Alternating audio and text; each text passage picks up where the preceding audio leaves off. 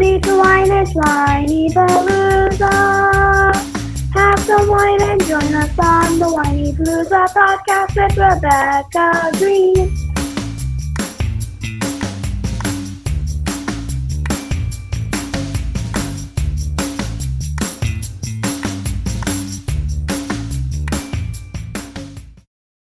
Hello, this is Rebecca Greene for the Whinypaluza podcast. Today we have the pleasure of having Samantha Radford with us. Thank you so much for being here. I appreciate your time. Yeah. I just want to read this awesome bio about you. I love your website. She's the mommy behind Evidence-Based Mommy, is a mom with 4 kids. Holy cow. She uses her PhD in chemistry and public health to combine science and wellness to help parents and their kids thrive. Mm-hmm. Sounds wonderful. I'm going to jump in because I have so many questions for you. And the question that is like screaming at me is probably something that you're asked a lot. You have a PhD in chemistry and public health. So can you tell us how you went from that into helping mothers? Yeah, so even before I had kids, my research that I did was about pesticides and about, for example, are pesticides in baby food, are pesticides in foods that parents eat, parents or kids. What happens after we eat those pesticides? What do they do to the human body? Do they pass through breast milk? Do they pass to a child when you're pregnant? So even before I had children, even before I thought I would ever have children, because I was convinced I wouldn't, and now I have 4, which is a whole nother. Yeah, that you just opened yourself up to that question, but go ahead. We'll get there too, I'm sure. But, I've always had that kind of maternal child health thing, even before I realized I would go down this path. So even, there for a while, I was a professor teaching chemistry, for about 8 years, and my research was still kind of tangentially related. Like I looked at lead paint, how that can get into people's homes and how kids are affected, how we can remediate and, cover up that lead. So it's all been sort of related, but yeah, it has, as a mom, with a bunch of kids on my own, it's been important to me, to look up all that stuff and keep up on parenting research. Absolutely. That's actually a more natural progression than I expected you to say, because I was like, how did she go from chemistry to parenting stuff? Yeah. So technically what I'm called is an exposure scientist. How are people exposed to stuff and how does that affect us? But no one's really heard of that. So it's kind of easier to say chemistry and public health. Well, and that's so funny that you corrected it from chemistry, because what I was going to tell you is that I wish that you were my chemistry teacher, because I'm going to admit to you that I slept through chemistry because my teacher was so boring. Oh, no. So I'm listening to you talk about chemistry and it's so interesting, and I'm over here thinking, I wish she was my teacher. Oh my goodness, I would love to have been your teacher then. I did not have a good chemistry teacher. It's so important, but people don't realize, but that's a whole nother thing. So we'll just let that go. So before I move on, can we back up to your statement? Because that's huge. So you went from not thinking you would have kids to having 4. So can you tell us about that? I mean, they're kind of like Lay's potato chips. Once you have one, you can't. But I was an only child. I was the kind of person, how when you're in your early 20s, people just assume that if there's a baby in the room, you want to hold the baby because you're like of childbearing age. Like someone would hand me a baby and the baby would start crying and I would be so stressed out and I hated it. But my husband wanted kids, if we're being super honest. My husband wanted kids, and I talked to my graduate advisor right about the time I was graduating. And I was like, how do you have kids when you're, doing this path? And he's like, well, have them in the summer. So I was like, okay. And so I agreed with my husband. We would try for this 3-month window. Then I was like, there's no way I'll get pregnant in that time. And then I'll have another year to yeah. But I did. Oh man. And so, I had her, and even, right before she was born, like I was in the hospital crying, like, I can't have kids. You don't understand. I don't like kids. Oh my gosh, this is hysterical. And the nurse was like, I'm going to give you a minute, and just turned around and walked out. So I'm sure she just went to like crack up, but Yeah. anyways, I had her, and then I fell in love. Like I felt myself fall in love with her. And then, like I said, after that, just, babies are fun and adorable. So Exactly. I would have had 4. I wanted 4. My husband wanted 2. So we compromised and had 3. okay, there you go. You're making me think of him and the dog, because I wanted a dog. I wanted a dog. I wanted a dog. And he said, no, no, no, no. And we finally got a dog. And guess what? He loves the dog. So you had the children. So the last I heard was I wanted a dog. Unfortunately, it's frozen up some. Okay, I will back up. Let me know if that happens again. So you were saying that you didn't want kids, you had your daughter, and you fell in love. And I was saying that my husband had the same experience with our dog and didn't want the dog. And then we got the dog, and then he fell in love. So we did have a semi-similar experience. So I want to move on to a term that you use called gentle parenting. Right.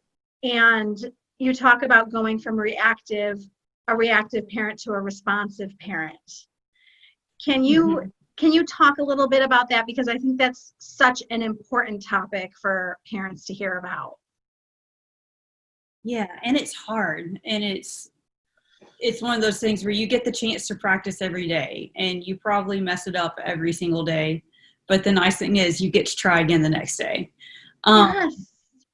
But there's so much, we automatically feel like something is an emergency. If something goes wrong, like if, your kids are fighting, for example, in the back seat, like that just pushes your buttons, right? And you automatically feel like you got to shut that down right now.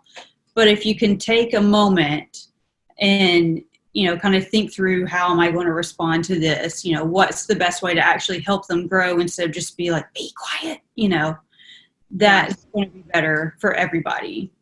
And even when, my big example is like, you've got one daughter trying to show you how she can do a cartwheel, one daughter getting into the pantry when you're trying to make dinner right now, and then a toddler clinging to your leg because they're hungry. That's so stressful and so hard. But if you can stop and tell yourself, like, this is okay, like nothing bad is happening, it's going to be okay. That's kind of the heart of that, from reactive to responsive, is learning how to step back from these things and learning how to not judge yourself when you do make those mistakes, seeing yourself in a different light as well as whatever's going on around you. Yes. And we all know that our kids don't like when we yell. So it's always one of my goals. My kids make fun of me every New Year's because they say, we know you're not going to yell. And I'm like, well, I can't promise you that I will never be reactive, but I will continue to work on it. And you said something so important, that I wake up every day and I say, okay, today I'm going to do better. And I say that to myself every single day. Yes. Yes. It's such yes. Yeah, I've been focusing on, I have a course, from reactive to responsive, and I actually just focused on revamping it over the past few weeks and adding to it. And just even having that reminder has been challenging me just from day to day. Yes. And you coach mothers, correct? You're a coach. Okay. So do you find that that's one of their biggest challenges, is this reactivity piece? I think so. Yeah. Or just how you see things. For example, I had a woman the other day asking me, she's like, what are the best punishments for 2-year-olds? And so it's like, which, bless you. And then your child will turn 3, but we won't even go there yet, And I was like, well, let's not think punishments, because punishment is, you did this bad thing, you deserve this bad thing. Let's think discipline. Because the same root for the word discipline is the root for the word disciple. Like, you're guiding someone and teaching them a different way. Yes, that's such a better way to look at it. I'm huge on, and my husband makes fun of me because he's such a good disciplinarian, but I would rather give them a reward. And I would rather, and I don't look at it as bribing. And I always say to them, if you do X, you can earn X. And it's easier for me to give them a reward than it is to discipline, but you are absolutely right. Discipline is the right word and so important for them to learn. Thanks. Yeah. Yeah. So you talked about toxins, and I feel like my whole life, so my parents have a health food store. So they have always raised me to, eat organic and to try to have, cleaning products that don't have chemicals in it. And I noticed that you talk about a toxin-free living handbook. Right. Yeah. So can you tell us about that? Yeah. So toxin-free might be a little bit of a misnomer because there is no such thing truly as toxin-free. There's no such thing as chemical-free. Water's a chemical, salt's chemical, everything's made of chemicals. But we can minimize these things. For example, you mentioned eating organic. Eating organic is a great way to avoid pesticides. But that's not to say that organic food is 100% pesticide free. Right. For that matter, there are some foods that, like for spinach, for example, it really matters. That's something that has some of the most pesticides on it. So if you can go organic for spinach, do it. That's good to know. Other foods like, I think onions, I know avocados, they don't carry. Oh, really? They don't carry as many pesticides. So you don't have to go out of your way so much to get organic on those. So okay, like knowing these tips and tricks kind of helps you get more bang for your buck as far as avoiding toxins, but still, protecting yourself. And it's all over your home. Like I said, if you're in a home that was built before 1978, there's a decent chance that you should do testing for lead. We hear a lot more now about personal hygiene products and shampoos and all of that having phthalates or parabens. And so all the different parts of your home, even, food packaging, what you choose, like pots and pans you use to cook your food in. So I've just kind of I've taken all that stuff and I've used my background, because that's exactly, what my PhD was in. It was that kind of thing. But I've also tried to make it to where it's actually helpful, because I feel like a lot of the information that we find on the internet is just kind of there to freak people out. Mm-hmm. I hate that because that doesn't help. Stress is a toxin too, basically. Yes. Yes. And so, what can we do to minimize those dangerous exposures, but still keep everybody safe, but then let the rest go. So yeah. Yes, because it can be really overwhelming, and I'm trying to do my best. I'm trying to do more and more. You're talking about shampoo. Right. And I'm realizing I'm not really doing a good job. So I might be doing a good job looking for organic food, but I'm trying to move into, what kind of makeup am I using? What kind of shampoo am I using? It's everything, and it's everything. Kind of overwhelming. It is, yeah.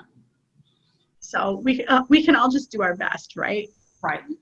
Yeah. But I love this. I'm going to check out your handbook because I saw that you have a handbook. And I also am fascinated by the Declutter Master Plan. So I want to tell you that my friend told me, I said to her, we were talking about clean houses, and her house is always clean. And she has 2 kids.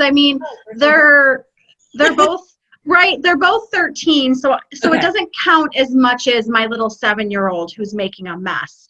But I said, we were talking about how her house is always clean, and I'm always struggling with that. And she said that she spent 3 years uncluttering her house and getting rid of stuff. Mm-hmm. So I wanted to talk to you about clutter and what your declutter master plan is. Okay. Well, don't look at my house right now, but it is also better. So the declutter master plan is specifically about toys. So, because, sometimes it's somehow we just end up with so many toys.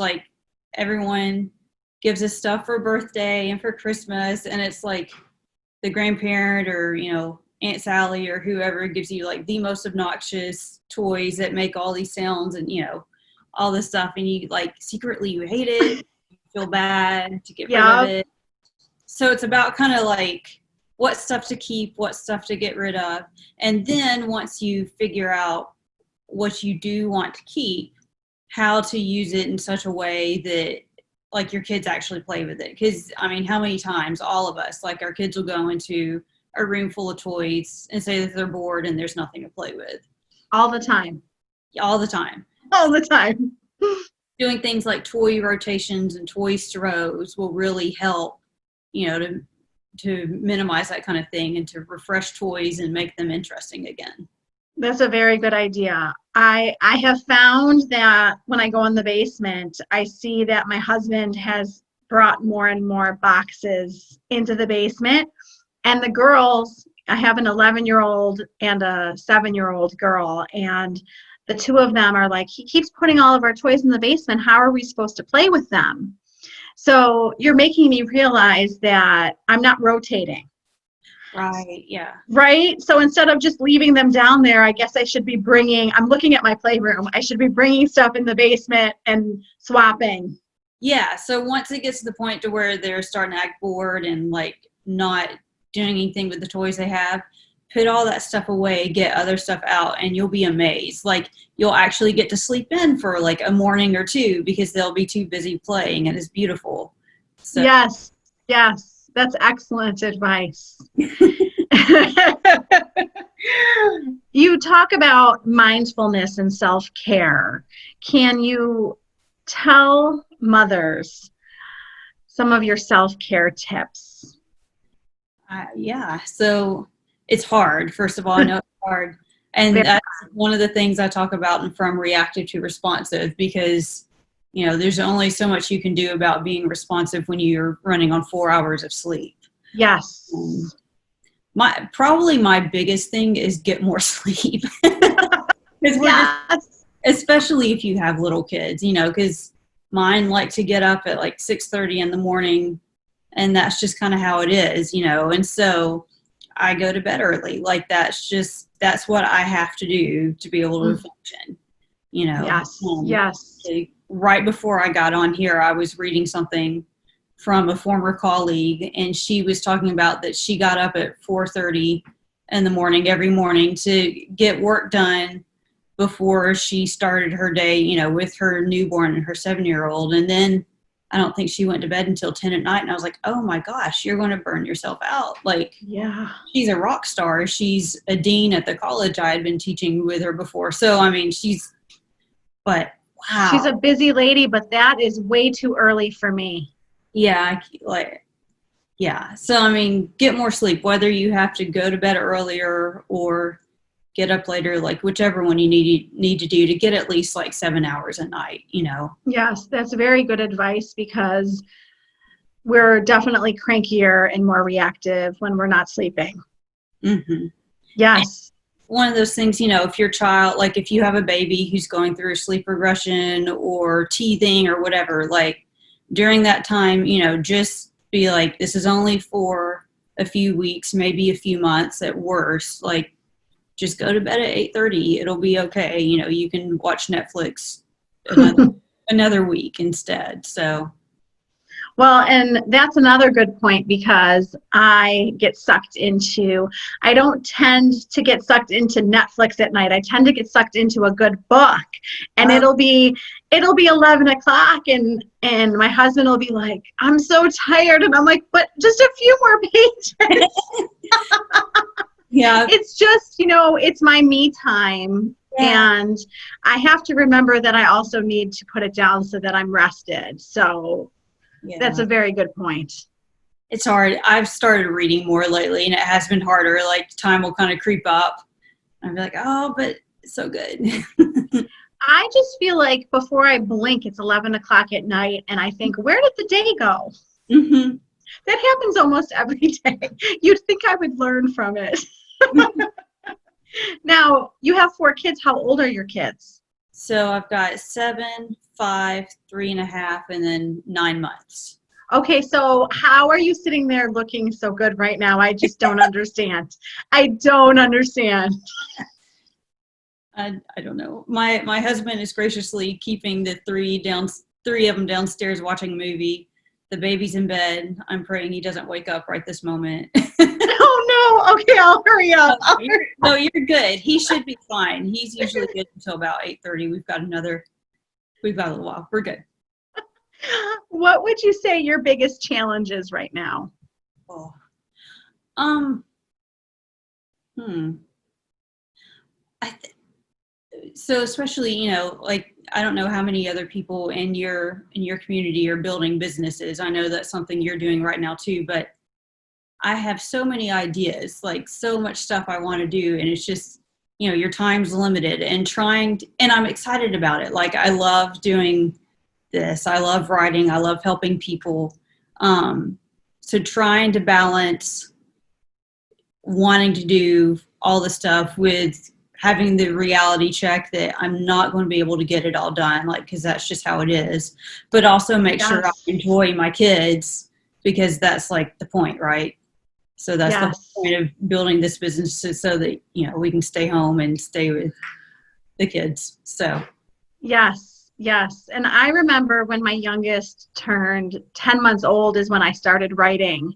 Okay. And I would say before she was 10 months old, I didn't even see the light to having any sort of business, because the younger they are, the more challenging it is.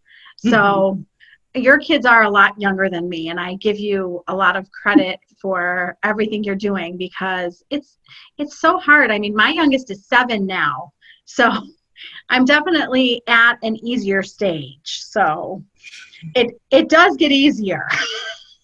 I definitely see that they'll let me sleep in. They know that mommy is nicer when she sleeps. There's definitely changes as they get older. And it's funny that you're talking about sleep, because gosh, I don't even know how I functioned back when they were as little as your kids are. Yeah, I wonder. When my first two were, toddler and baby, neither of them were sleeping, and so I would just like spend all night like bouncing back and forth between rooms, and I was working full time outside the home, and like, oh my God, I don't know how that's too much. It was too much, and I was a wreck. So I bet you were. I know. I always think about the parents who are working full time out of the house and managing the kids and it's a lot. It is a lot. So I've told my husband that, because I've been, since January, since the fourth one was born, I've been staying at home. And I told him, I was like, I don't know how I ever had time to work outside the home, because it's still a full-time job just doing all this, even though I'm building this business part-time. So yes, definitely. Yeah. Parenting is a 24-hour a day job. Yes, it is. So how do you think that you've adjusted your parenting in today's pandemic? I mean, I was working towards, I knew once the summer came, because so before this I was working full-time outside the home, right? And my husband's parents keep the kids a couple days a week, which I'm very grateful for. Bless them. That's wonderful. Yes, it is.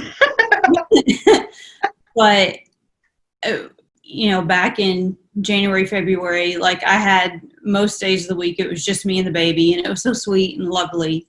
And I was working towards, like, I knew, once the summer came, I would start having days with all 4 kids at home by myself. And I was just like, I don't know how I'm going to do that. It was terrifying. As much as I love them, it was still. Yes, I understand.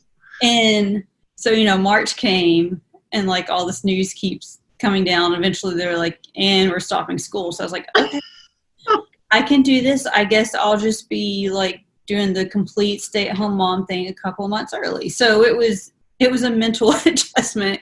Yes. Being like, I don't know why you're getting upset. And I'm like, I just need to process. I know. It's been a lot of adjusting since March, right? Yes. Constant. So, and then we chose to homeschool this year. So Okay. 2 daughters are doing that, which has actually been fun because that's letting me still kind of use the education background that I was, teaching college So before. you're teaching your kids too, among everything else. I mean, well, Troy helps too. So he was a music educator in a past lifetime. So he's enjoying, like we tag team on that. So it's been fun. That's impressive. I don't have an education background, so I am not homeschooling my kids. That's fine. I don't think I can do it. So, I mean, like it's definitely kind of gotten to the point because we've been doing this for, I guess, 4 or 5 weeks. It's definitely getting to where like the magic is over a little with my daughter. Yeah. Like, do we have to? And I'm like, yes, you have to, but you can make it fun too. So. That's good. I'm glad you're having fun with it and enjoying it. That's the most important part. Well, so what do you think the best advice is you've ever gotten? Oh my goodness. I'm thinking. I feel like there's some really good advice out there that's just like it's left right now. But basically just like to enjoy them and like even when it is tough, realize that it's not always going to be. And I think even like what I said about, looking around and being able to say like, this is okay, even though it feels stressful, it's okay. Because there's very few times that whenever we get caught up and feel like something's an emergency, there's very few times that it actually is, like short of, like somebody, an accident and someone really getting hurt. Most of the time it's just people are keyed up. So if you can kind of take a breath and tell yourself like, this is okay. I feel like that's kind of the biggest. Yes. That's very good advice. It helps us through tough moments. My mother always says, this too shall pass. Yeah, exactly. She always tells me that. It's good advice though, because sometimes we forget that it's not going to be like this forever. I know. Well, because I was just talking to someone the other week because, my 3-year-old is being a 3-year-old as they do. Yes. Yes. And so I was telling her about the stuff he was doing, how he's, pushing boundaries. And she was like, weren't you telling me a couple years ago about how, your younger daughter was doing this stuff when she was 3? And I was like, oh, yeah, I remember now. I was worried to death about her. So I know. And it's, what does my husband call it? Selective amnesia. He says that I forget things so that I want to have more babies. And he's like, how did you forget that? Yeah, so much of it, I mean, not everything, but there's so much that is just kind of like developmental, even though it makes you want to tear your hair out, that's like what they're supposed to do at that age. So if you can kind of keep that perspective. Yes. Some. Yes. Yes. Yeah. Very true. What do you want to share that I did not ask you tonight? I don't know. I mean, like I said, I think, we've been talking about being responsive and not being reactive and not yelling and all that. But seriously, like, I've written this course on it, but I still struggle with it. And all of us struggle with it because it's hard. Because something about, like, kids can just, push those buttons and just, especially right now, like, they're always there. So. Yes. Which is great, but also it's a lot. So I think what I would say is like give yourself credit because you're probably doing better than you think you are. I think that's what we all need the most is like to be able to give ourselves some credit. Well, and do you find that at the end of the day, I get upset with myself because we will have done so many good things, but we'll remember the thing that we didn't like that we did? Yes. Yeah, that's so true. So yes, I need to work on giving myself more credit. So I'm going to take that advice. Good. Can you tell everyone where they can go to find you? Sure. So I'm at evidencebasedmommy.com. There's a hyphen between evidence and based for what it's worth. But I'm also so you can look me up on Facebook and then find my page that way, or just go straight to my site. And yeah, I would love to see you.